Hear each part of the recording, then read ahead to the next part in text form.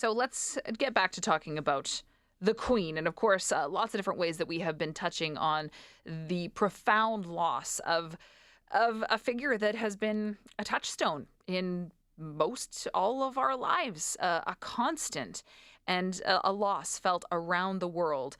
And different people have different connections, of course, to the Queen and to her legacy. Some people in our community have been able to get really close access to her, like my next guest.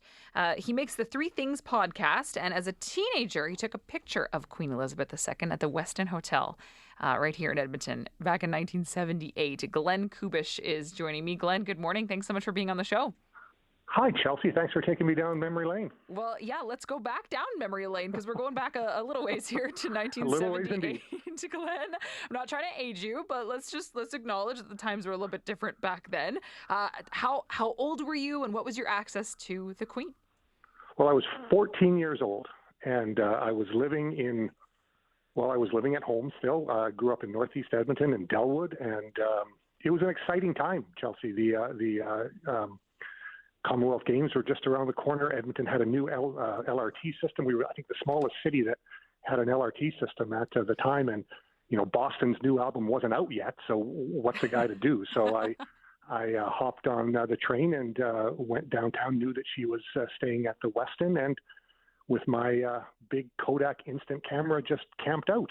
Wow. Did you have interest in the Queen, or was it simply, kind of what you described? There just wasn't anything else to do.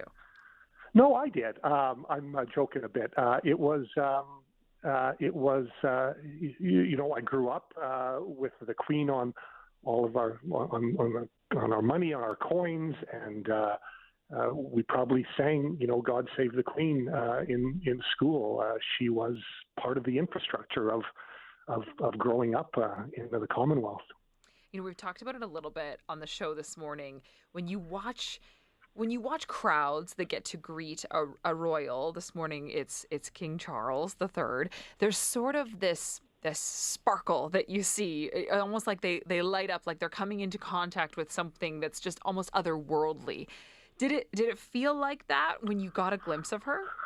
Well, I'm looking at the picture right now. I have the picture. I've always managed to keep the picture. It's a little Polaroid-sized picture from the instant camera that, it spit it out there on the spot.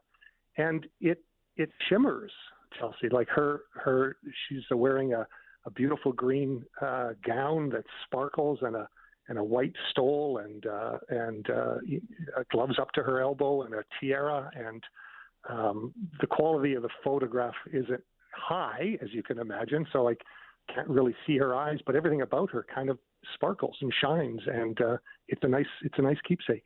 And it's reflective of her personality and the glimpses that we got of it. Just that little bit of that shine and that sense of humor and that sense of humility that she brought to that role. What a great memory, and amazing that you've held on to that photograph, Glenn. That's incredible. I know I've lost so much of everything else that I have done since I was 14, but somehow I've kept this photograph around. Well, I love the story, Glenn. Thank you so much for being on this morning. Really appreciate it. Nice talking to you. You too. Take care. That's Glenn Kubish. Took a photo of the Queen in 1978 and still holds on to that Polaroid today.